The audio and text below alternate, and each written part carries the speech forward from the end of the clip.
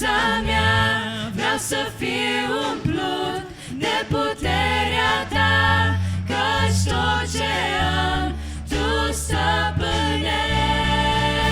Și vreau ca în mine să domnești, tu să domnești în viața mea. Vreau să fiu umplut de puterea ta, căci tot ce am tu stăpânești. Și vreau ca în mine să domnești.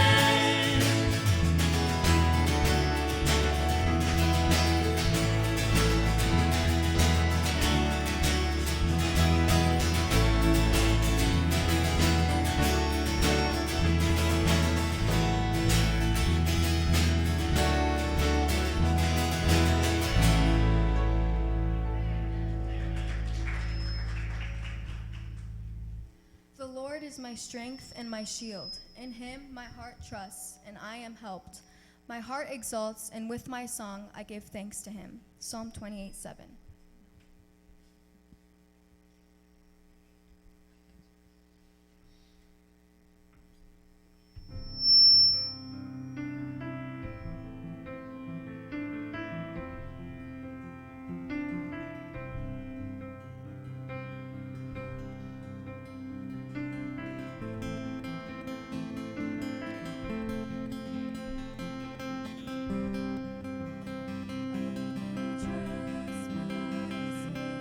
Jesus, when my darkest doubts befall, trust him when to simply trust him seems the hardest thing of all.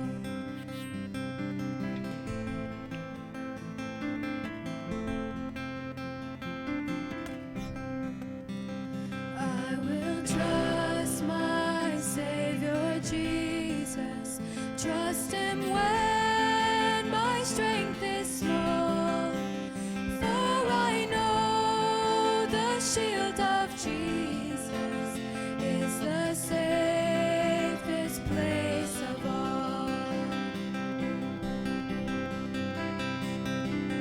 Jesus, only Jesus, help me trust you more and more. Jesus, only Jesus, may my heart be ever yours. I will trust my Savior Jesus. He has said his way is best, and I know the path he's chosen leads to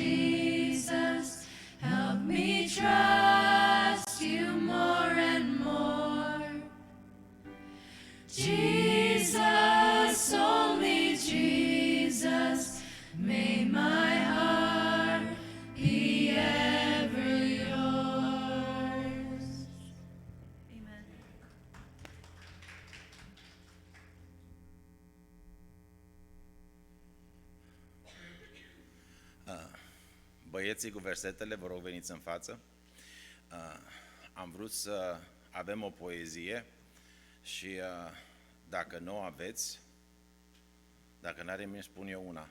Aveți grijă. I'm just saying.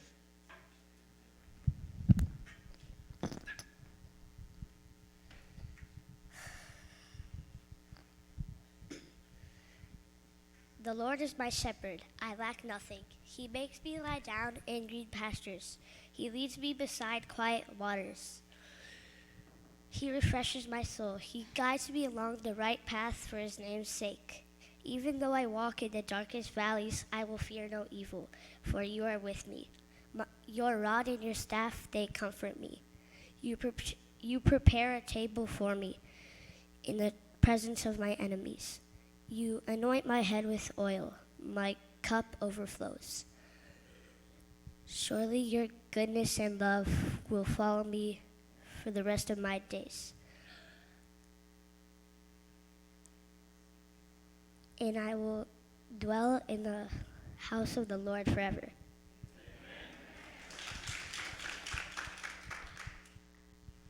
And this is the testimony of John. When the Jews sent priests and Levites from Jerusalem to ask him, "Who are you?" he confessed and did not deny, but confessed, "I am not the Christ." And they asked him, "What then? Are you Elijah?" He said, "I am not." "Are you the prophet?" And he answered, "No." So they said to him, "Who are you? We need to give an answer to those who sent us. What do you say about yourself?" He said, "I am the voice of one crying out in the wilderness, 'Make straight the way of the Lord,' as the prophet Isaiah said." And now they had been sent from the Pharisees. They asked him, "Why are you baptizing if you are neither the Christ, nor Elijah, nor the prophet?" John answered them, "I baptize with water, but among you stands one you do not know, even he who comes after me, the strap of whose sandal I am not worthy to untie." These things took place in Bethany, across the Jordan, where John was baptizing. John, verses 19 through 28.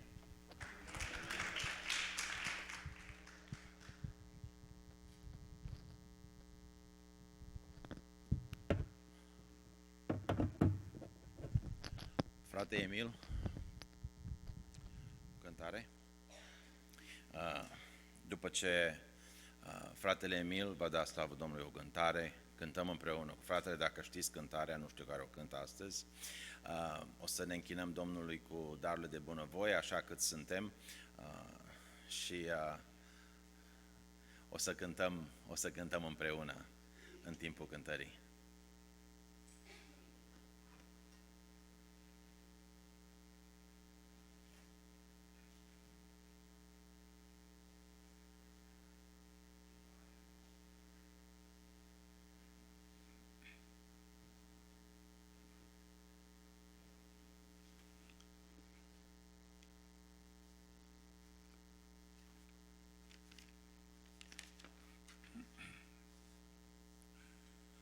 Aș vrea să cântăm împreună în seara aceasta cântarea Crucea, ascultarea Domnului Isus. Se cunoaște, nu? Good.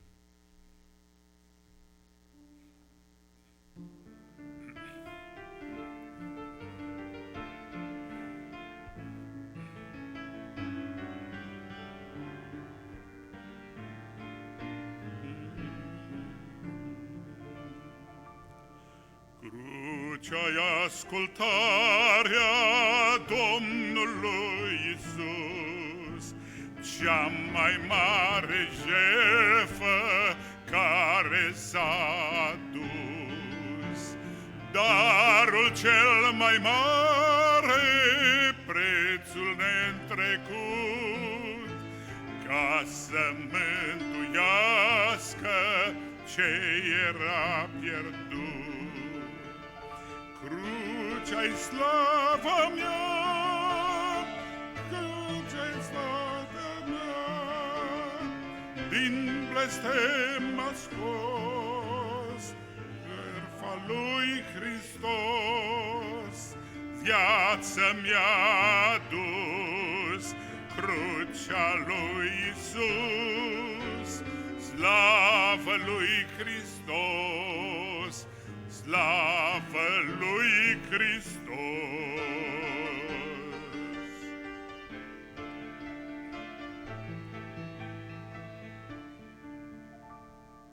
Crucea e iubirea Domnului Iisus. Nu-i cuvânt să înalțe, dragostea e mai sus. Nu-i nimic să arate atât de strălucit, dragostea cu care Tatăl ne-a iubit. Crucea-i slavă mea, crucea-i pacea mea, din blestem a scos jertfa lui Hristos. Viața mi-a dus crucea lui Iisus. Slavă lui Hristos, slavă lui Hristos.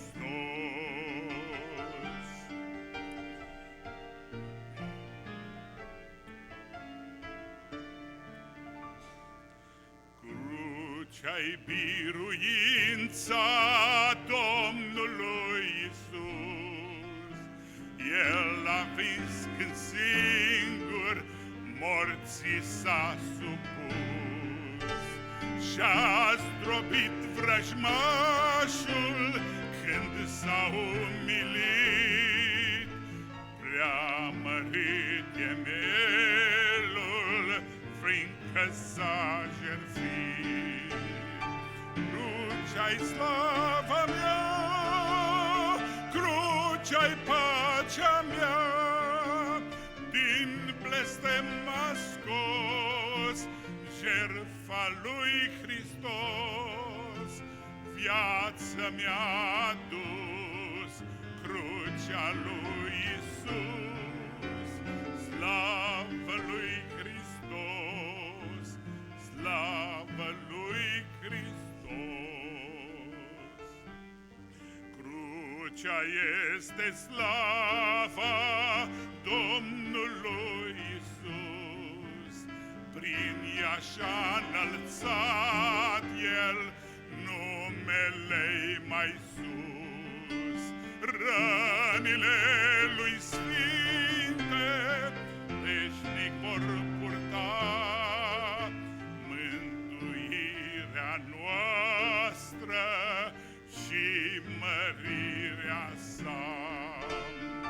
Crucea-i slava mea, crucea-i pacea mea, din blestem m-a scos jertfa lui Hristos. Viața mi-a dus crucea lui Iisus. Slavă lui Hristos, slavă lui Hristos. Amin.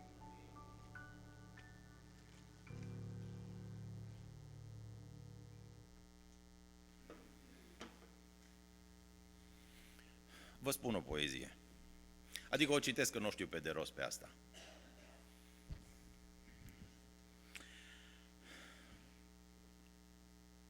După asta, frații, cântăm o cântare cu corul. Eu știu în cine am crezut. Se numește poezia. Eu știu că am în cer un tată care pe toate le-a făcut. I-am dat lui viața mea odată când eram păcătos pierdut și de atunci e apărată de mâna-i binecuvântată. Eu știu în cine am crezut. Hristos a frânt temuta moarte, rupând necruțătorul ignut. A vrut pedeapsa mea să o poarte, să moară în locul meu a vrut, ca eu să am de cerul parte și numele în sfânta carte. Eu știu în cine am crezut. Când dușmanii împrejur turbează, El mi-este pavăză și scut, căci numai El mă înviorează cu graiul dulce și plăcut. Asupra mea mereu veghează, nu doarme, nici nu dormitează. Eu știu în cine am crezut. Nu-mi spuneți că e o plăzmuire, un mit de bazme conceput. Hristos domnește în mărire. Și chiar dacă nu l-am văzut, îi simt măreața lui iubire. Mi-a dat și mie mântuire. Eu știu în cine am crezut. Când a spus Domnul pace vouă și apoi s-a făcut nevăzut, ne-a dat speranța în lumea nouă, El cel sfânt și fără de început, că va veni în zori pe rouă să ne dea slava Lui și nouă. Spuneți, eu știu în cine am crezut. Fraților, hai să cântăm.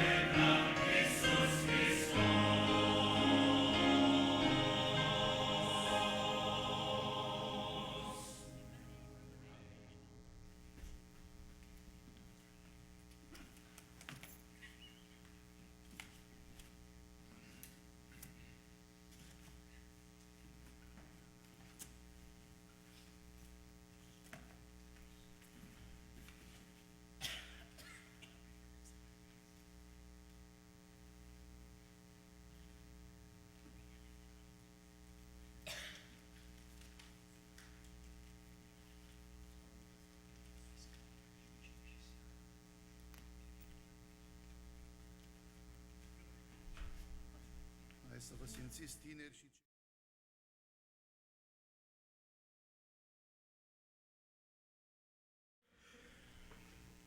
În, în seara aceasta vom continua, dacă îngăduie Domnul. Nu știu dacă duminicile seara sunt cele mai potrivite, cred că suntem mai obosiți câteodată, când trebuie să ne concentrăm un pic. Să continuăm de duminica trecută, dacă vă mai amintiți ce am discutat duminica trecută. Am pus întrebări de genul, poate știința să răspundă sau să explice totul? Este știința singura cale înspre aflarea adevărului? And don't worry, I'll switch to English in a second. Și dacă nu cumva credința în Dumnezeu este o iluzie, o înșelăciune. În seara aceasta o să procedăm puțin diferit. O să încep cu o întrebare, o afirmație și apoi o să trecem la un text din Scriptură.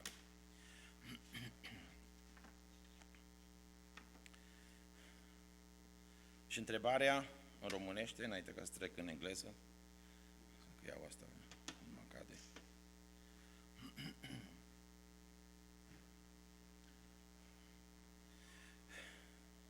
Întrebarea este, poate știința să explice originea Universului?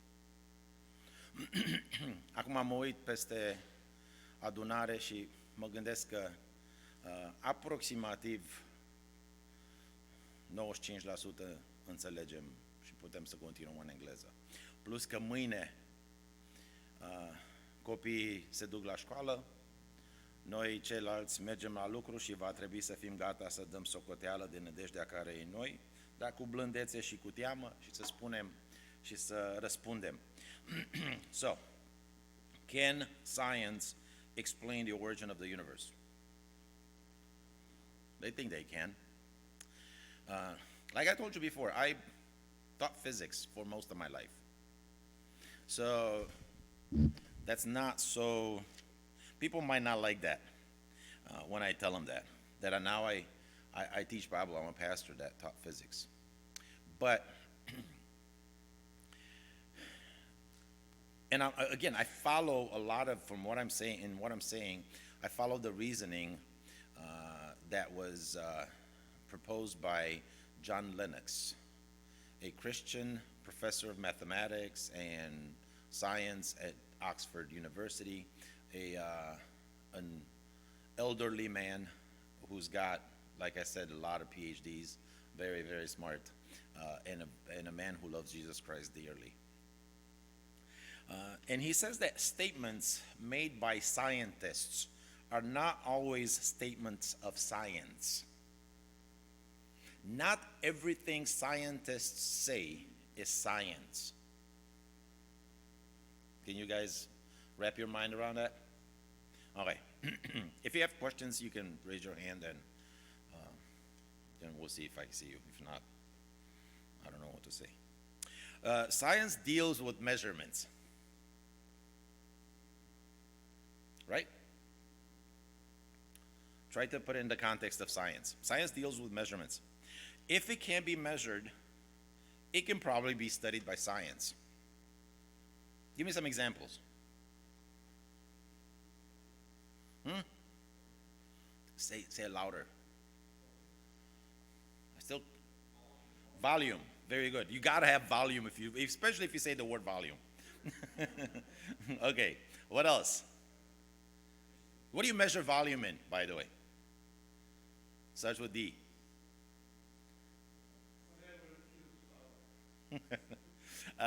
The intensity of sound. Remember decibels? You've ever heard of that? Okay. What else? What else did you say? Density? Okay. Density can be measured by science. What's that measured in? Mass per volume, so some kind of kilograms per liter, maybe. I don't know. What else? Temperature. What do you measure temperature in? Degrees, Kelvin. Whoa, Kelvin. And by the way, for the Kelvin scale, you don't say degrees Kelvin. You just say Kelvin. It's fancy like that. Now, for degrees Celsius, you say degrees. For degrees Fahrenheit, you say degrees. But for Kelvin, for the absolute temperature, you just say Kelvin. They try to be fancy. Scientists do. What else? Give me one more. Force. Somebody say force? Okay, what's force measured in? Newtons. Everybody knows, especially people that passed 11th grade. Very good. If it can be measured, science can study it. However, are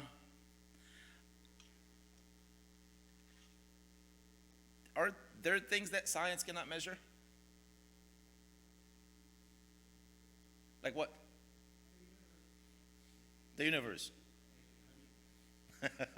Righteousness, he says. Love. What else? Can science measure if something is right or wrong? Can science measure if your attitude is right? Can science measure if something is appropriate to do or not? There's obviously a lot of stuff, but here's one thing that I really want you to start thinking about. Whenever you start studying science, this is almost, you probably have gone through, in your life, you've gone through this. You study the scientific method, right? You start with a hypothesis, then you go and collect data, and then you make a conclusion, draw a conclusion based on that data, and then you try to see if your hypothesis is supported by the data, and then you draw a conclusion, right? And then you kind of say, hey, maybe my hypothesis was right, maybe it was wrong, and this is why I say that. Are you guys all familiar with that? Okay. Here's a question.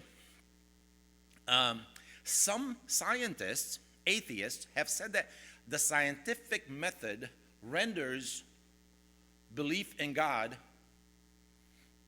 obsolete. Like, we don't need that. Not only obsolete, but like useless. Here's one question that you need to ask yourself.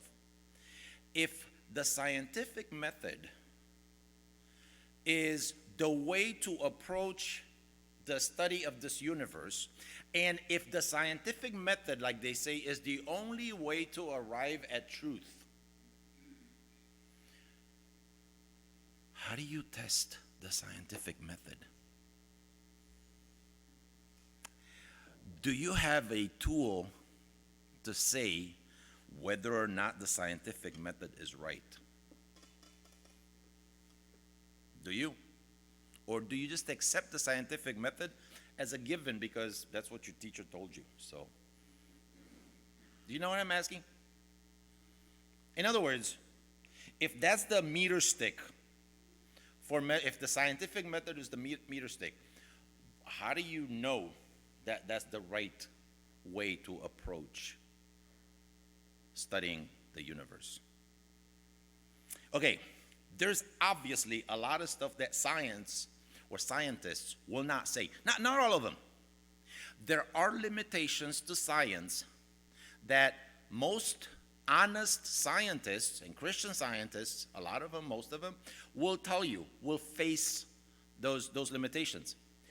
But there's some scientists out there that will not admit that there's limitations. And obviously because, like we said before, it's a matter of worldview. So let me take a very simple statement.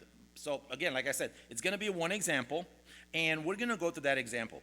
I've said probably at least twice or three times in this church that there is probably the greatest physicist that we think, ever lived on the face of this earth. I mean, there may be a little discussion that may be arguable, but Stephen Hawking, right?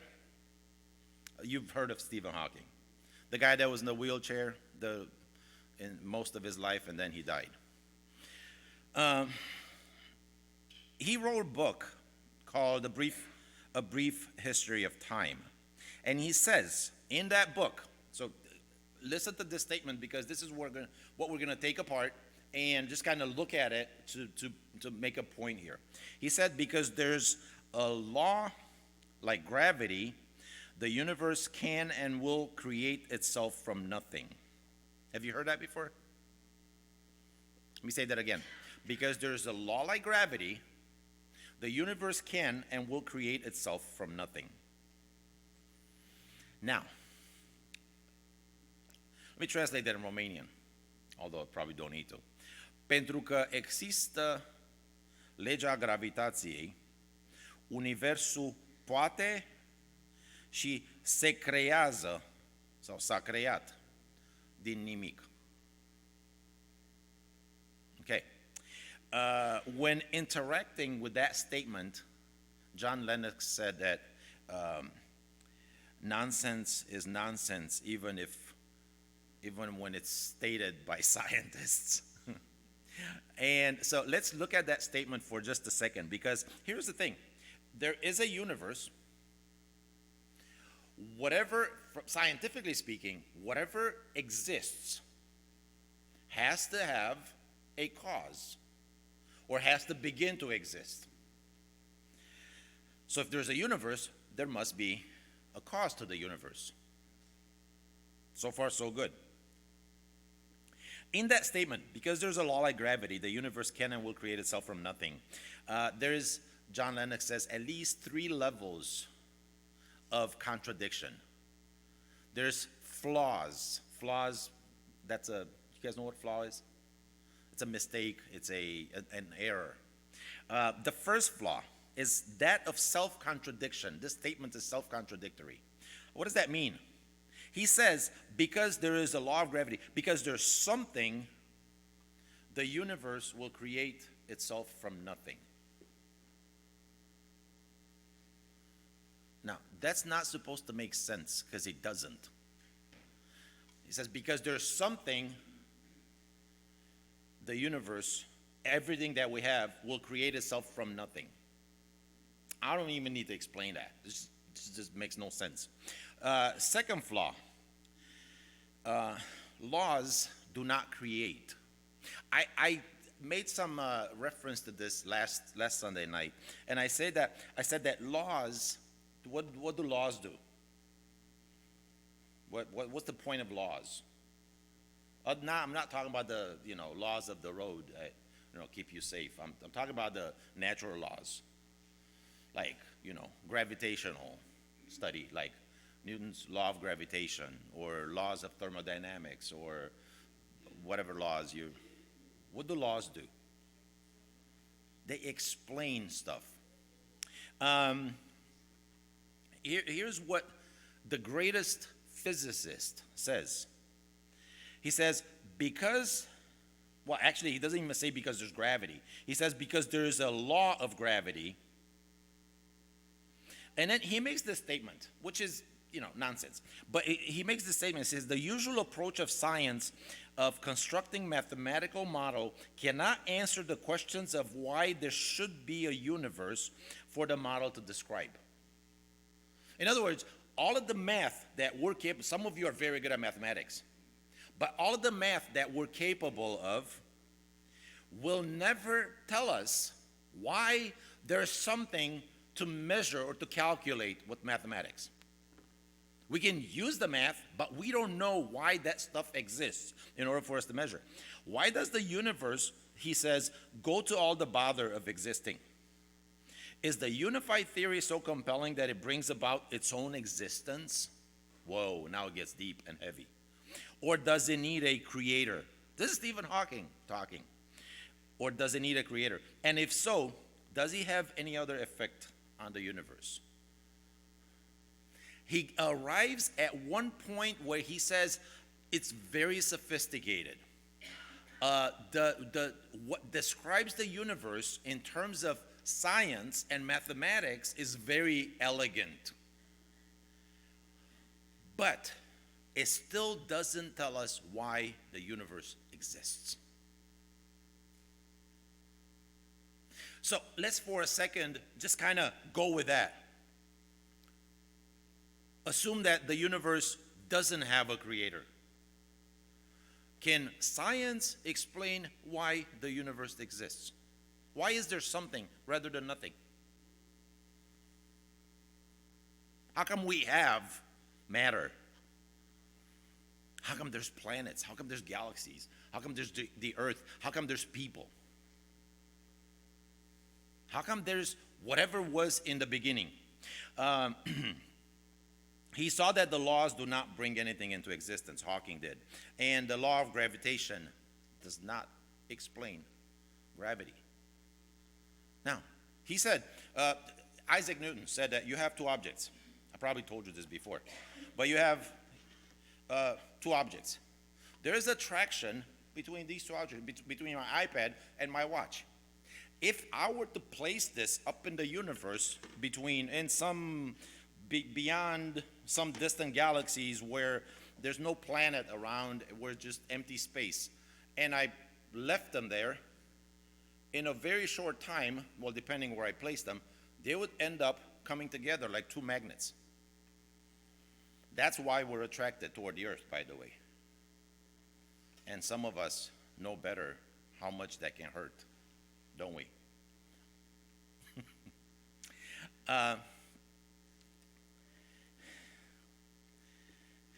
Laws do not create anything. When I say that again, laws do not create anything. They cannot even cause anything to happen.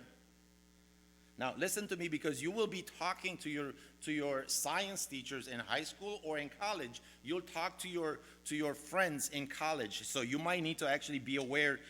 You might want to be aware of this stuff. Laws are only good to the extent to which they have explanatory power, to which they explain stuff. Right? They cannot predict stuff. Now, after a while, if I keep dropping my watch and I realize that it keeps falling, after a while I'll start asking myself, well, is there something that I can predict from the behavior of that? And eventually I come up with the law of gravity, and I say that anything that's in free fall will accelerate toward the center of the earth at 9.8 meters per second squared, but with an acceleration of 9.8. But it doesn't tell me what's going to happen in the future, ever.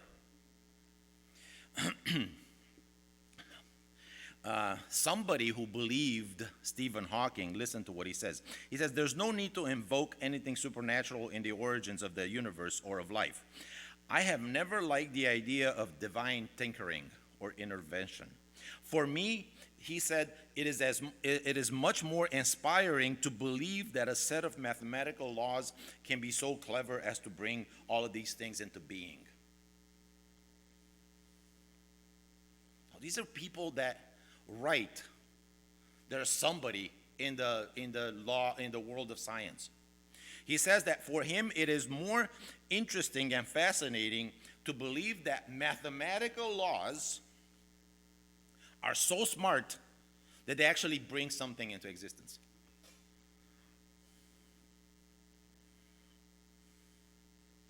I give you an example, I think. 5 plus 5 equals 10.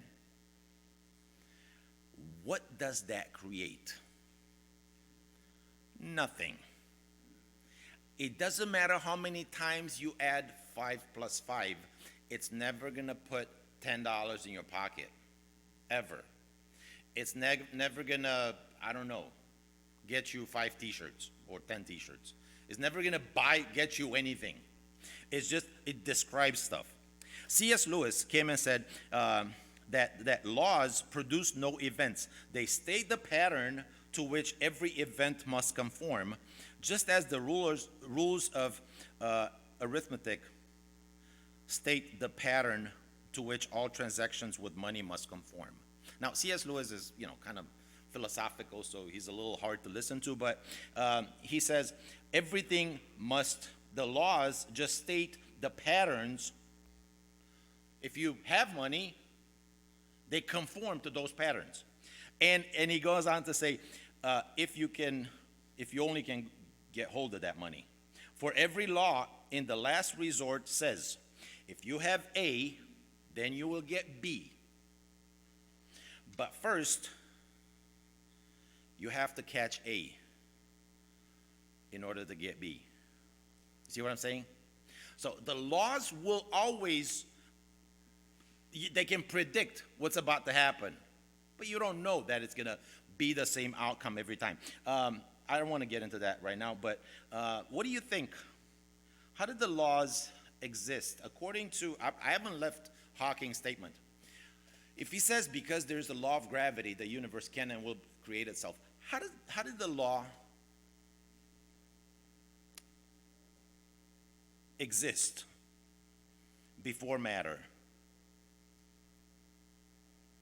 Is it possible to have a law of gravity when you don't yet have matter? Are you guys with me? Is this too hard or is it too simple? Or is it so-so?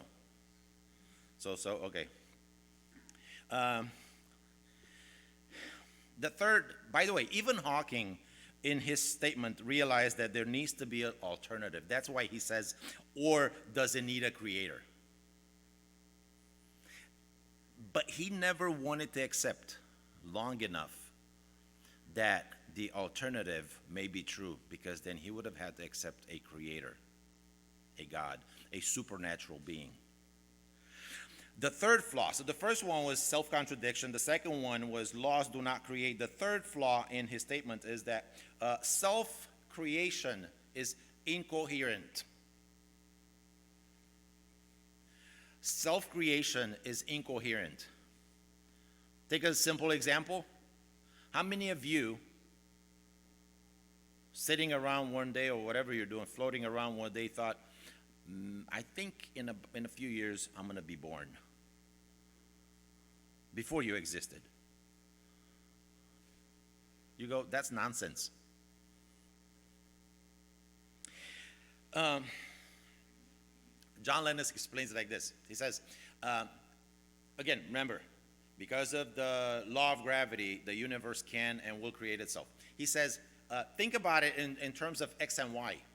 We say that if X creates Y, then that presupposes the existence of X, right? So X has to be there in order to create Y. Now, what Hawking is saying, Stephen Hawking is saying that X presupposes the existence of X. In other words, because the universe had to exist to create itself, it must have existed before. And now we're like, what? You go along that reasoning and you get into something so incoherent that it just kind of boggles the mind. So if you say that X creates X, then you really have to assume or to presuppose that X pre-exists in order to create itself. But it didn't exist before, so. Okay, so now if your head doesn't hurt yet, let me help you with that. This is where John Lennox just comes and says, by the way, this shows that simply that nonsense statements remain nonsense statements, even if written by world-famous scientists. Somebody else, some guy that, I don't know how familiar you guys are with astronomy, but in the world of astronomy, there are Nobel Prizes. They call them something different, but one of these, the Alan Sandage, the father of modern astronomy, said that he said, I find it quite improbable that such order came out of chaos. This is the guy that founded astronomy. He said that there has to be some organized principle. God, to me, he says, is a mystery, but it is the explanation for the miracle of existence. Why there is something rather than nothing. You won't talk to somebody long enough about the existence of the universe until they probably ask you, okay, fine, so if God creates the universe, then who created God? Do you know how to answer that question yet? Do you know how to approach that? What would you say?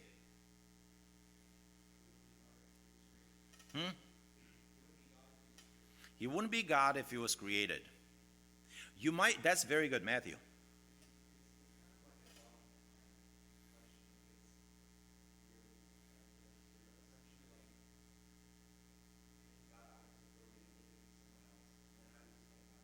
Yeah, so you're basically just kicking the can down the road. Matthew said it's kind of a dumb question, and that's true. Naomi, God is not measured by time. Very good. So in all of that, and you guys answered really well, but you got to be able to put it in a way that people understand. If they ask a question like that, they're probably not very deep thinkers. Let's just put it that way. You don't want to insult them, but you want to draw their attention to the fact that, hey, if you ask that question, if it's so logical to ask who created God. And by the way, one of the new atheists, Richard Dawkins, that's most famous from England. Most people know him if you do any reading in this area. He said that a designer God cannot be used to explain organized complexity, because any God capable of designing anything would have to be complex enough to demand the same kind of explanation. I just tried to make it sound very, philosophical, but he's basically saying, if God is the explanation for the existence of everything, then what's the explanation for God's existence? And I want to bring this back to the Bible a little bit, and I'll tell you why and how. This question, by the way, is a question that I've said it before. If I haven't said it, I'm saying it now. Always, when you're asked a question, always question the question. It kind of sounds ridiculous, but always question the question. What are you asking? They're telling you, implicit in the question, there is the statement that somebody created God.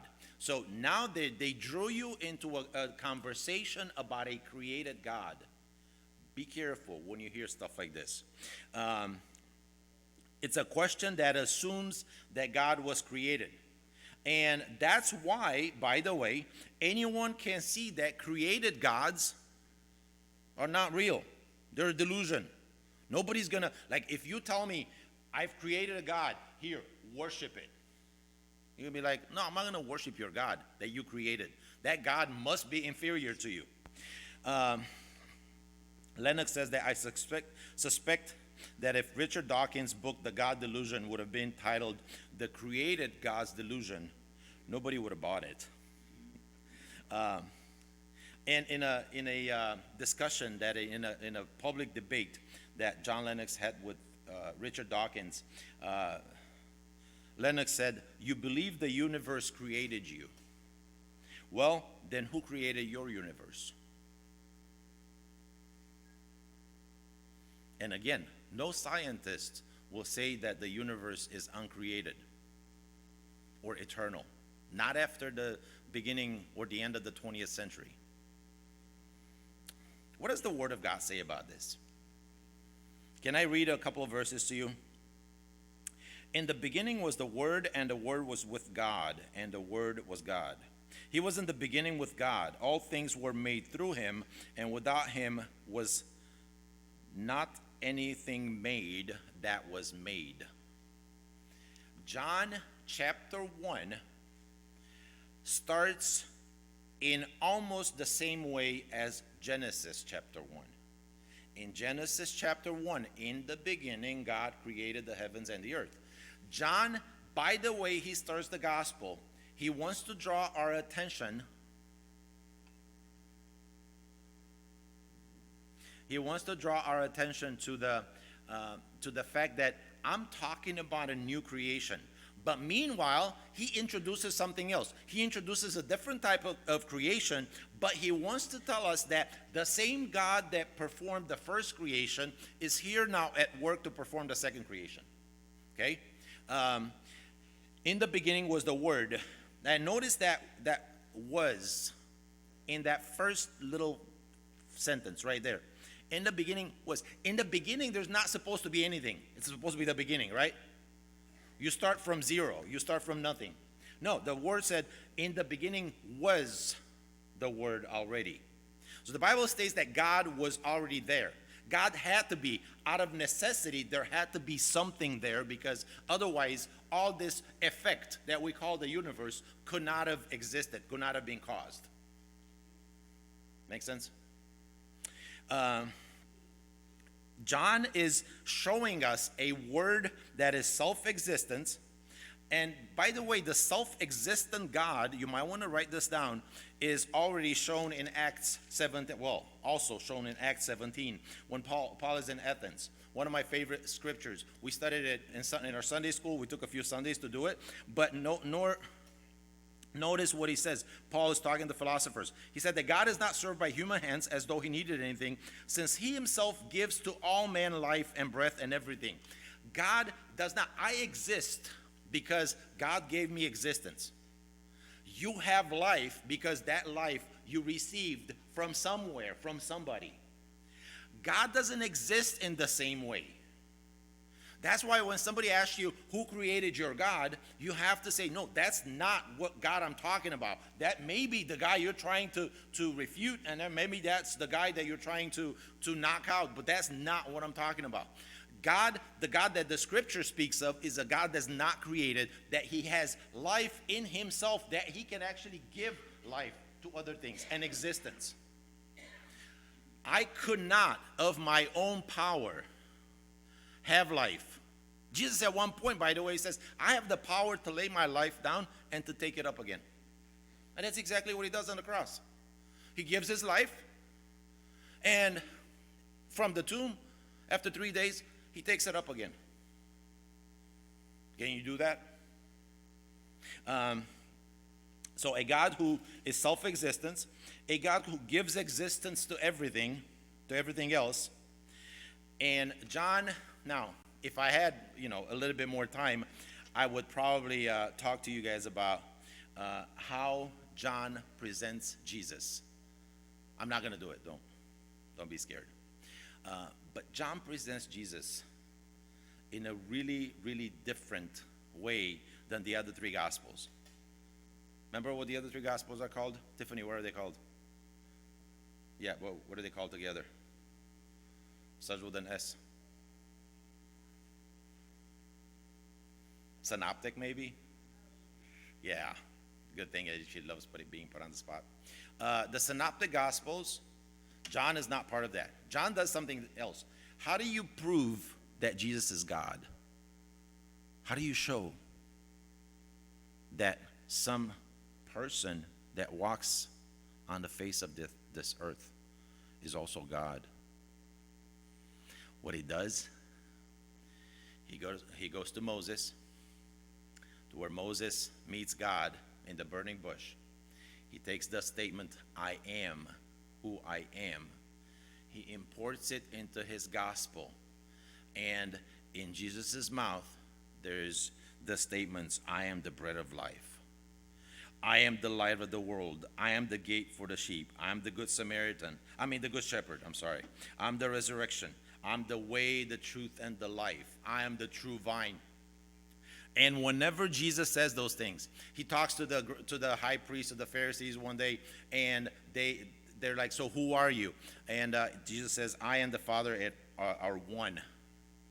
And then he says, before Abraham was, I am.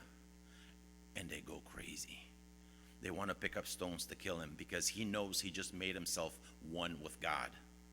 And John keeps showing Jesus in this way as God, and he ends his gospel, and he uses Thomas to draw the strongest possible human statement of the divinity of Jesus Christ in the words, my Lord and my God. And John said, by the way, I didn't show that Jesus is God, the great I am, that God Almighty in the person of Jesus Christ, just because I had nothing to do. There is a deeper, more important reason for that. You know what that is? It's stated in John 20, verse 30 and 31. He says, Jesus did many other miracles. You'll find them if you're looking for them in the Synoptic Gospels, the other three Gospels. But these miracles, these signs, John says, that Jesus did, he did so that he performed, so that you may believe that Jesus is the Son of God, or the Christ, the Son of God, and by believing in him, you may have life in his name. Because a God that cannot give life, that doesn't have life in itself to give it to you, and to me, that's no God. And that's the God that Paul says, I know in whom I believed. That's the poem, by the way, that I recited before. Well, I hope that makes sense. I pray that you could take these words, and when you find yourself that you need them, that you can draw upon stuff like this. And don't forget, my strong suggestion is get really, really, really familiar with the book of John, with the Gospel of John. And if you're not currently reading through anything systematically right now, start reading through the book of John. Haideți să ne ridicăm, să încheiem cu rugăciune, să continuăm să ne rugăm și pentru întărirea studenților care pleacă din mijlocul nostru, care sunt în mijlocul nostru, care în final ne vor reprezenta pe Hristos în lumea asta. Să ne rugăm ca Domnul să le dea înțelepciune. Frate Liviu, vrei să ne conduci în rugăciunea asta, frate Liviu Puiuleț?